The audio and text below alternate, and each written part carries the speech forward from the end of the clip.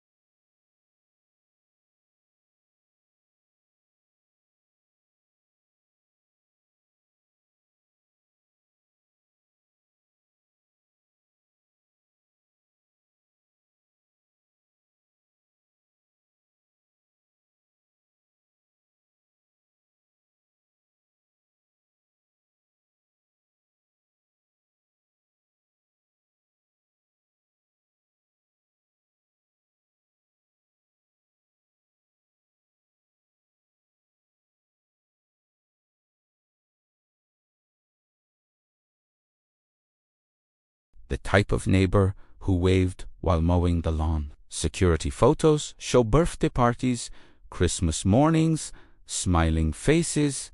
Ordinary, painfully ordinary. The kind of life that never ends up on the news. On March 22nd, 2019, the Harper family went to bed around 11.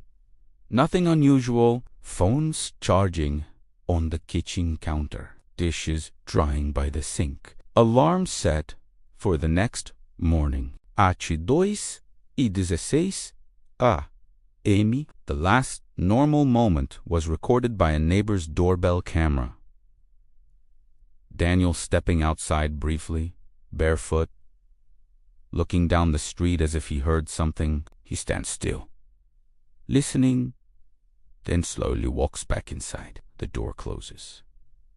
That was the final confirmed sighting of him alive. At exactly 2:17 a.m., every electronic device inside the house shut off simultaneously. Power gone. Wi-Fi dead. Security system offline. The entire property went dark. Not just a blackout. Only their house. Neighboring homes kept power. Streetlights stayed on. Police later confirmed there was no grid failure, no storm, no technical reason, just one house, disconnected from the world for 6 full minutes.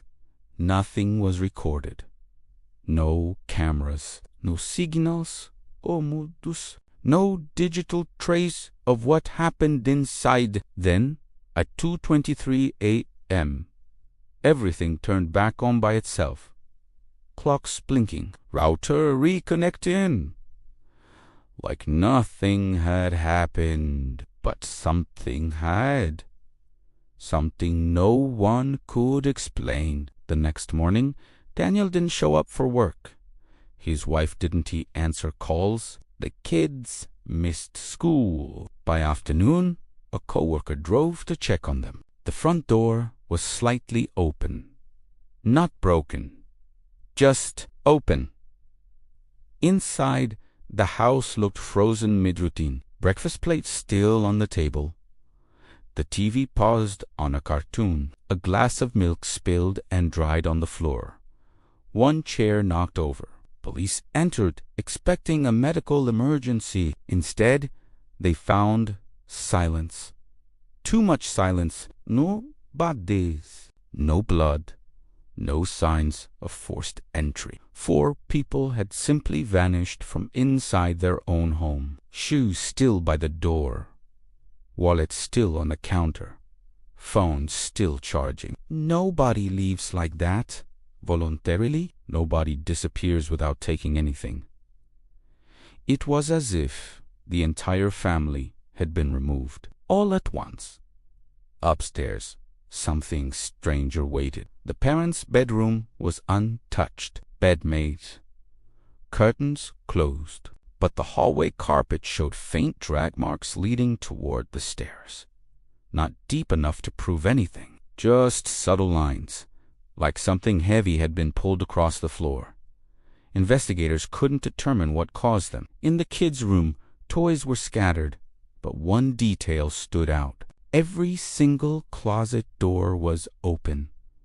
All of them. Police photos show the dark interiors, empty, staring back like black holes. Officers later admitted the house made them uncomfortable, not because of what was there, but because of what wasn't. No sound, no life, just absence. Forensics found almost nothing. No fingerprints besides the family's. No unknown DNA. No footprints outside the house. The backyard fence was intact. No tire tracks on the street. It was physically impossible for 4 people to leave without someone seeing something. Yet no neighbor reported screams.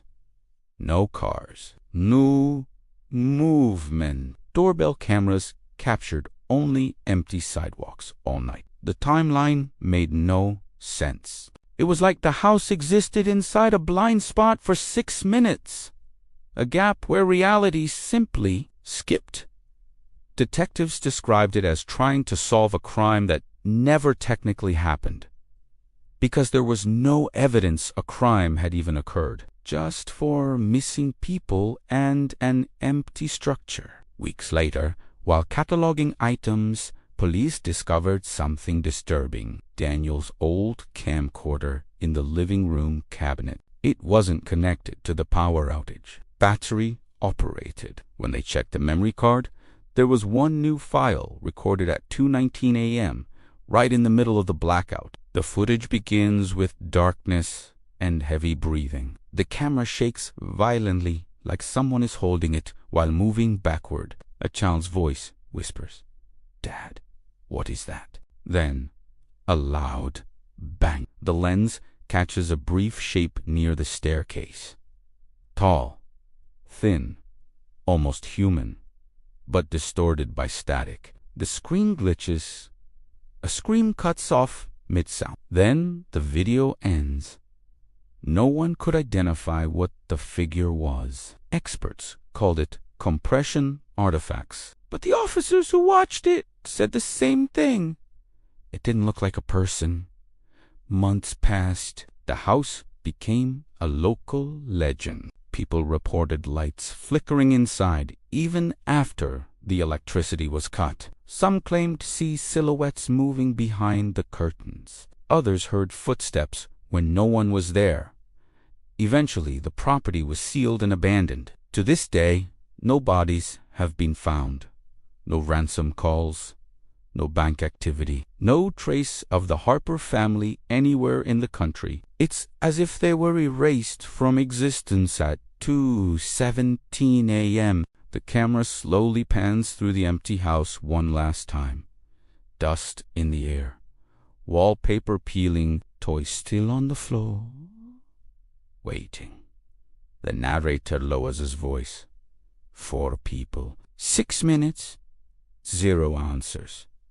Some files stay open because the truth is too strange to accept. The screen cuts to black. Text appears. The Harper family, still missing. The rec symbol flickers and shuts off. Silence.